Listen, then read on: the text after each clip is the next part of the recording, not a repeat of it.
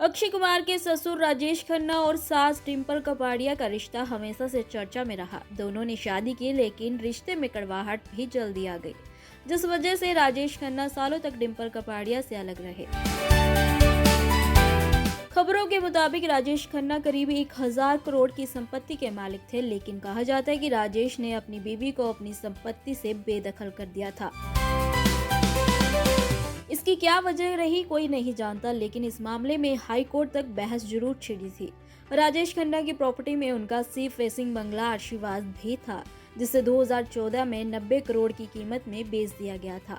इस बंगले को गिराकर एक लेविश अपार्टमेंट बनाया गया, लेकिन इस बंगले से न सिर्फ राजेश खन्ना बल्कि वेटरन एक्ट्रेस मुमताज की भी यादें जुड़ी थी। मुमताज ने कहा, समझ नहीं आता आखिर अक्षय ने वो बंगला क्यों बेच दिया। विक्की लालवानी से बातचीत में मुमताज ने कहा, आशीर्वाद उनके दिल के बहुत करीब था। मुझे दुख हुआ था। आज भी जब मैं उस बिल्डिंग को देखती हूँ तो कहती हूँ, ये मेरे हीरो का घर था। इसे एक बड़ा लैंडमार्क और स्मारक जैसा बताया था। मुमताज ने कहा कि उनका अपना घर जो उन्होंने मीना कुमारी से खरीदा था, वो राजेश खन्ना के बंगले के बहुत पास था। वो अक्सर वहां जाया करती थी। उन्हें राजेश खन्ना और उनकी उस समय की पार्टनर अंजू महेंद्र से मिले प्यार और अपनापन भी याद है। काका और अंजू हमारा बहुत ख्याल रखते थे, खाने पीने का पूरा ध्यान रखते थे। मुमताज ने बताया कि उन्होंने सुना था कि उस बंगले को म्यूजियम बनाने की योजना थी।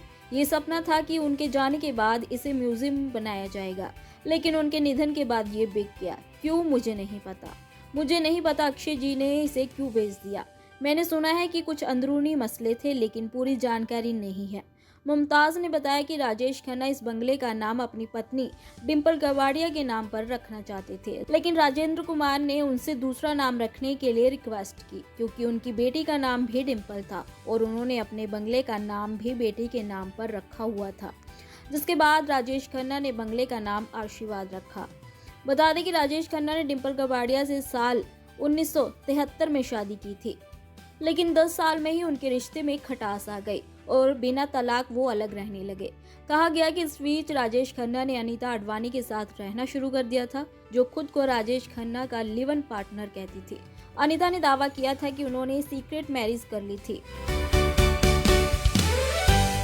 एक बार अनीता ने कहा था कि राजेश खन्ना की इच्छा थी कि उनकी मृत्यु के बाद उनके बंगले आशीर्वाद में सिर्फ वही यानी अनीता रहे, लेकिन डिंपल और उनकी बेटियों ने राजेश खन्ना की बेहोशी की हालत में कुछ कागजात पर अंगूठा लगवा लिया।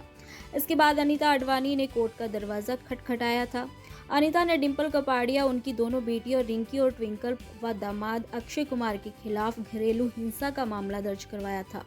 शिकायत में कहा था कि राजेश खन्ना की मौत के बाद उनके बंगले आशीर्वाद से उन्हें जबरन बाहर निकाल दिया गया था।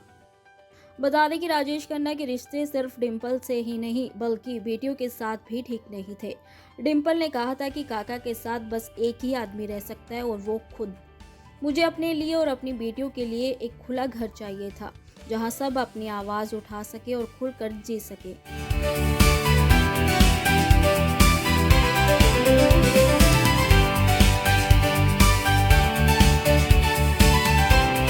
ऐसे ही और वीडियोस के लिए आप नारी के पेज को YouTube पर सब्सक्राइब, फेसबुक पर लाइक और इंस्टा पर फॉलो करना ना भूलें।